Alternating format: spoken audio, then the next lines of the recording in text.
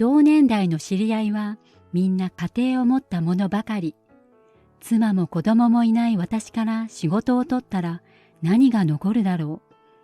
正直、仕事一筋で生きてきたことを後悔することもたまにある。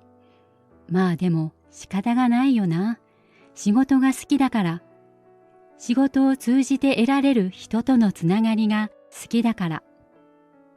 私の名前は相沢圭介、58歳。前の会社の早期退職の募集に応じた私は、つい先日まで無職だった。釣りにキャンプに温泉旅行、念願かなって悠々自適の引退生活。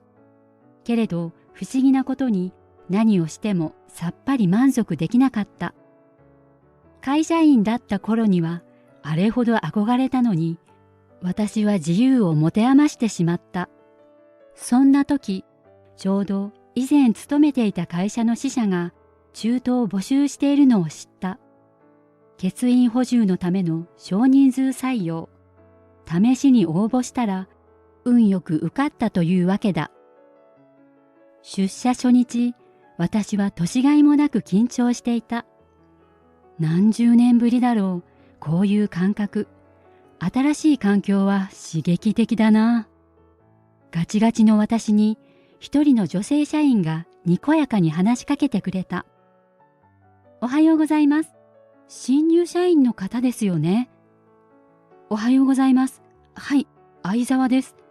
今日からよろしくお願いします。教育係の田村です。わからないことがあったら何でも聞いてくださいね。娘ほどにも年の離れた田村さんのことが今の私にはとても頼もしく見えた。田村さんは笑顔の眩しい素敵な女性だった。社内でも特に輝いて見える。会社全体があまりにも暗い雰囲気だから浮いて見えると言ってもいいかもしれない。そう、社内は暗かった。聞けば随分と長いこと業績不振が続いているらしい。少しでも会社を盛り上げられるよう私も微力を尽くそう。そんなことを考えた。私は欠員が出た部署に配属され、田村さんから基礎的なことを教わった。前に勤めていた会社とはシステムが違う。支社なのにこうまで違うかと私は戸惑った。古いタイプのシステムだ。まだ新しいものに移行していないんだな。それなりにミスもした。中途な上に入社したばかりの私をきつく叱る人はいない。ただ、からかってくる人はいた。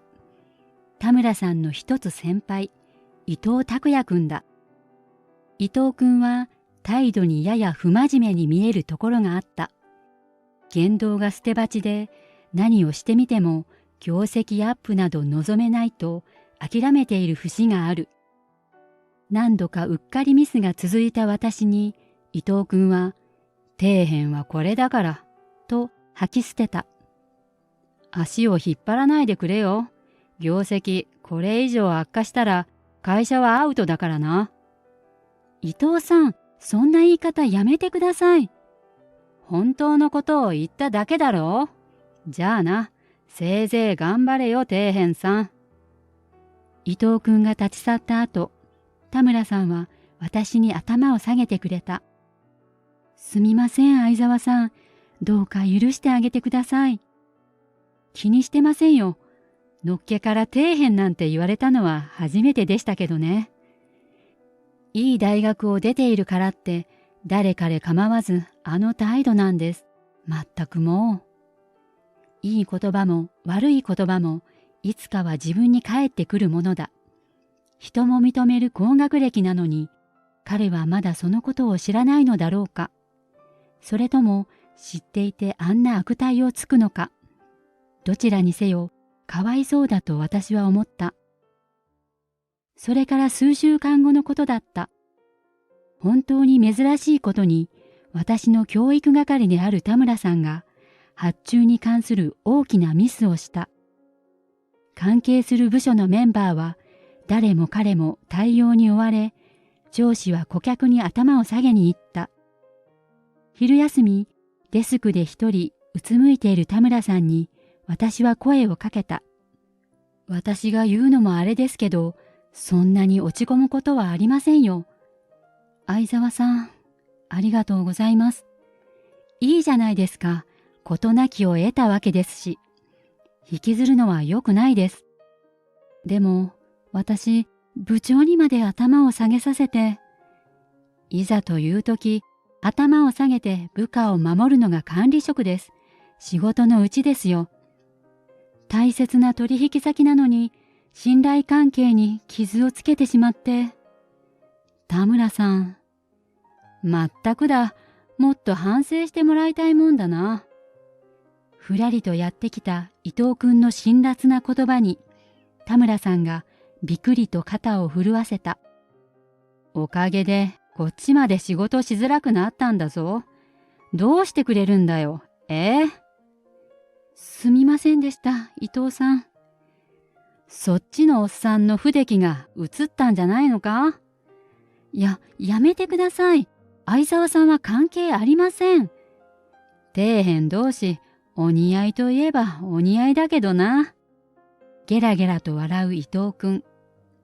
私はとても黙っていることができなくて、物申すことにした。よしなさい。そうやってあんまり自分を落としちゃいけないと思うよ。はあ？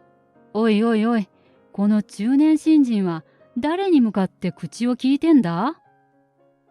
ミスは誰でもする。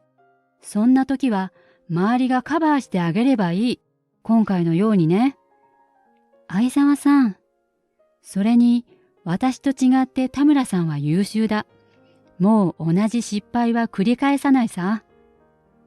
私がそう締めくくると、田村さんは涙を拭いて背筋を伸ばした。もういつもの彼女だ。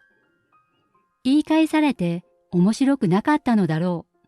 伊藤君は鋭い舌打ちを残して言ってしまった。入社から数ヶ月、私は会社にかなり慣れてきた。誰にでも気さくに話しかけられるようになったし、逆に話しかけられることも増えてきた。部署をまたいだやりとりができるようになると、会社全体の課題も少しずつ見えてきた。若い社員の新しいアイデアに否定的で、チャレンジ精神に欠ける社風。効率化を悪だと考えて、根性論、精神論を重んじる古い考え方。そんないくつかの問題点があることを仲良くなった社員たちが教えてくれた。私は問題意識の高い数人の社員と昼休みに工場の隅で意見を交わすようになった。まあ、コストもかかるだろうし、上が渋るのもわかるんだけどさ。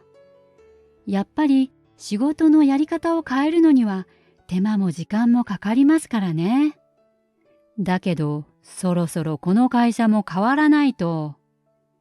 工場の隅には休憩スペースがあり、自動販売機も置いてある。話に熱が入りすぎて、私は彼が来たことに全く気づかなかった。おいおい、点数稼ぎしてんじゃねえぞ、負け犬の底辺。突然、私の頭を冷たいものが濡らした。甘い匂い、缶コーヒーだ。すぐそばに伊藤君が立っていて、私の頭に缶コーヒーを注いでいるのだった。うっとうしいんだよ、底辺野郎が。ディスカッションか？何様のつもりだ。作業員たちは伊藤君の剣幕にたじろいでいる。私も驚きすぎて言葉が出なかった。何もできない底辺のくせに、会社の文句言って友達作りか？ふざけんな。伊藤君、一旦落ち着こう。うるせえうるせえ、黙ってろ。どいつもこいつも。そんな時だった。誰かがこちらへ血相を変えて走ってくるのが見えた。あれは、そこで何をやっとるんだ、やめんか。井上部長？身の程をわきまえろ、小僧。誰に何をしたか分かっているのか？井上くん。相沢さん、申し訳ありません。どうかお許しください。今は本社で部長を務めているはずの井上くん。彼が私に深く頭を下げるのを見て、伊藤くんも作業員たちも唖然としていた。相沢さんは私の元上司にあたる方だ。本社で幹部を務めていらっしゃった。井上くんはハンカチで私の濡れた頭を拭いてくれた。私も自前のハンカチで顔を拭いた。久しぶりだね、井上くん。今日はどうして支社に？監査の件で会議をしに来たのです。相沢さんこそ一体どうしてここに？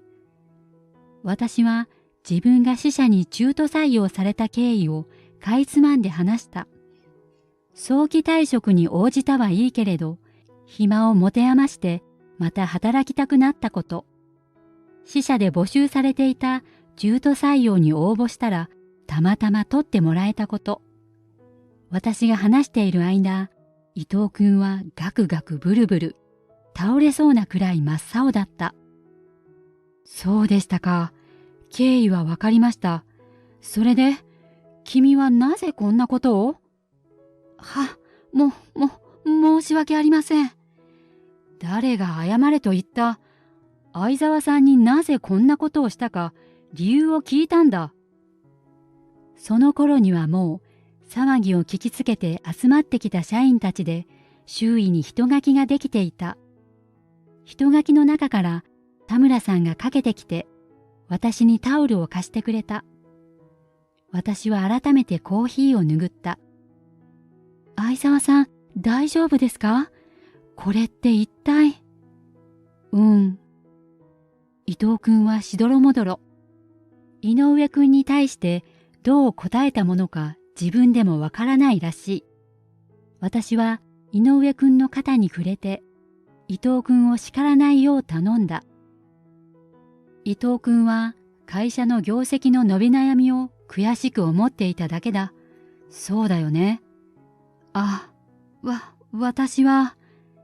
君はいい大学を出て、鳴り物入りで入社した、周囲も認める優秀な社員だ。しかし、頑張っても会社の業績はなかなか伸びなくて、そのことに責任を感じていたんだろう？伊藤くんは唖然としている。まだ少年と呼んでいいような心身の若さ。私は素直に羨ましいと感じた。優秀であるがゆえに感じる苛立ち。自分への失望、そういったストレスを何かにぶつけずにはいられなかったんだろう？ミスばかり繰り返す中途採用のおっさんなんかにね。その通りです。本当に申し訳ありませんでした。いいんだよ。若さゆえの過ちじゃないか。笑って許すのがおっさんの役目さ。相沢さん。膝をついて泣き崩れる伊藤くんの体を私はしっかりと肩を抱いて支えてあげた。その後、私は数人の社員と井上くんからの推薦を受けて、ある委員会のメンバーとなった。支社の業績アップのために抜本的な問題の洗い出しとその解決を目指す委員会だ。私の勝手な希望で委員会には伊藤くんと田村さんにも入ってもらった。私たちは支社が持つ強みと弱みを分析し、目的を達成するために何が欠けているかについて何度も深く議論した。古いシステムを一新する取り組みにあたっては、井上がパイプ役となって本社の協力を取り付けてくれた。おかげで支社は最小限の負担でシステムのバージョンアップを成し遂げることができた。意思決定の妨げや新しいアイデアの無視が起きている場所には大胆にメスを入れた。次第に組織の在り方は変わり、どの部署でも若者の意見を多く採用、検討するようになっていった。変われば変わるもんだな。来た時はあれだけ暗く感じた車内が今では見違えるように明るくなり、社員間の交流も活発になっている。何をおっしゃってるんですか、他人事みたいに。相沢さんのおかげじゃないですか。そうですよ。胸を張ってください、委員長。会社の旗振り役を任せてもらった私は、経験とコネクションを使えるだけ使って業績アップに取り組んだ。同僚たちの協力のおかげで、今会社の業績はどんどん上向いてきている。ひとまず安心といったところだった。ところで、どうなさるおつもりですか？例の話。例の話って？とぼけないでください。相談役就任のお話ですよ。先日井上くんから本社に私を相談役として迎えたいという意向があることを聞かされた。保留にしていたが、二人がせかすように、そろそろ返事をしなければならないだろう。二人はどうしたらいいと思う？本社の相談役に就任するか、それとも支社に残るか。自分からは何も言えません。私もです。そんな大きな判断はとても。だけど、田村さんは私の目をまっすぐに見てきた。あと2年、いえ、1年でもいいです。ここに残って相沢さんに私たちのことを引っ張っていってほしい。そんな気持ちがあります。同感です。社員の多くがそんな思いでいると思います。相沢さんからもっと学びたい。そして会社をもっと良くしていきたいんです。若い二人の輝く瞳を見ていると、ここに再就職して本当に良かったと思えてくる。彼らの期待に応えたい。そしてもっと高みを目指したい。まだまだ引退なんかしていられない。私は強くそう思った。